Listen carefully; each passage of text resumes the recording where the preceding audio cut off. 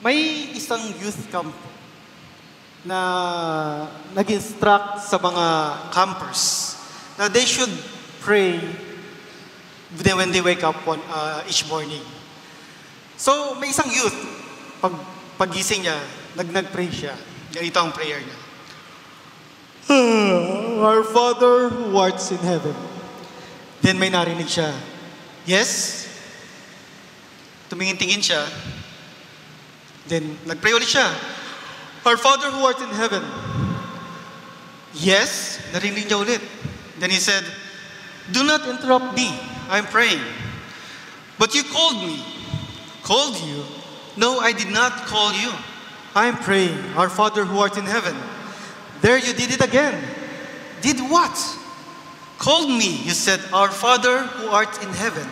Well, here I am. What's on your mind? But I didn't mean anything by it. I was, just saying the prayer for the day.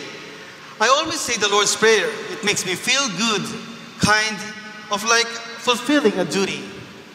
Sa baka po minsan, ganun po tayo magdasal, lalo na ng Lord's Prayer. Because of sa liturgy, binabasa natin, o kaya kinakanta natin, we just do the motions of praying the Lord's Prayer. Pero we don't realize na una, itong tinuro sa atin ng Diyos, ni Lord Christ, how to pray. Pangalawa, kahit wala sa puso natin, nakikinig po ang Diyos. Kaya, kailangan careful tayo sa pag-pray ng Lord's Prayer. And the Lord's Prayer starts with, Our Father who art in heaven. This is an invitation from Jesus Christ for us to have a personal relationship with God as our Father. Doon po nagsisimula ang prayer natin, for God to be our Father who is in heaven. Hallowed be thy name. We declare that He is holy, the mighty God, the creator of all things. He is worthy of our worship and our praise. Thy kingdom come. Now, paano po nangyayari yun?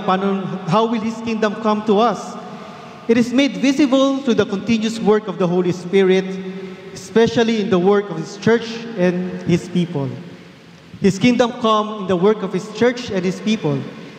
It is made visible in the Eucharist, Christ's church's life of service to the poor, the healing, the transformation work in the lives of our people. So, I'm proud that our church has been doing this. We do the Eucharist daily.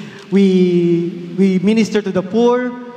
We do healing. Diba? Pinag-pray natin lagi yung mga may sakit sa atin. So this is how the kingdom comes. Thy will be done on earth as it is in heaven. The will of God is revealed in Jesus Christ. That the Father's love is so great that He desires us not to perish but have eternal life. The kingdom of God comes on earth as it is in heaven during the Holy Eucharist. Nakikita po natin yon, how heaven comes down. Where heaven and earth are united mystically. We join with all the angels, archangels, saints, patriarchs, and martyrs before the throne of Christ. Give us this day our daily bread. Our daily bread is Jesus Christ. Kaya po araw-araw meron tayong misa. We take daily bread through the Eucharist.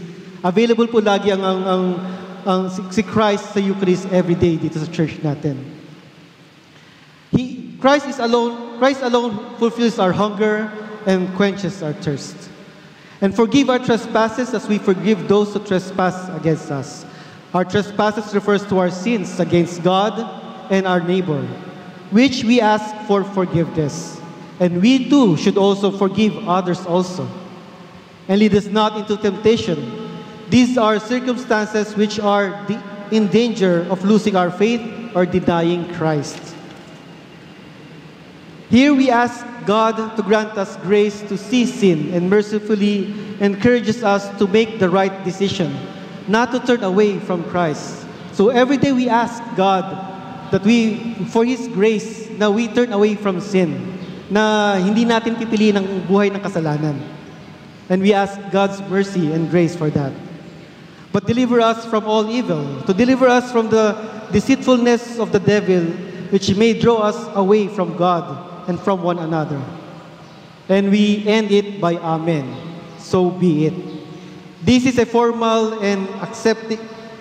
This is a formal way of accepting covenantal relationship and acknowledging the consequences of that relationship. So may consequence po no, pag hindi natin sinunod yung sinasabi sa prayer natin. So, don't take the Lord's Prayer lightly. This prayer gives us the direction of how we should live our life, to love God, to love others.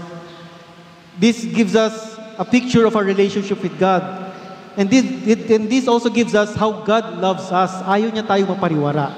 Ayaw niya tayo lumayo. Because His will for us is for eternal life. His will for us is to have relationship with Him.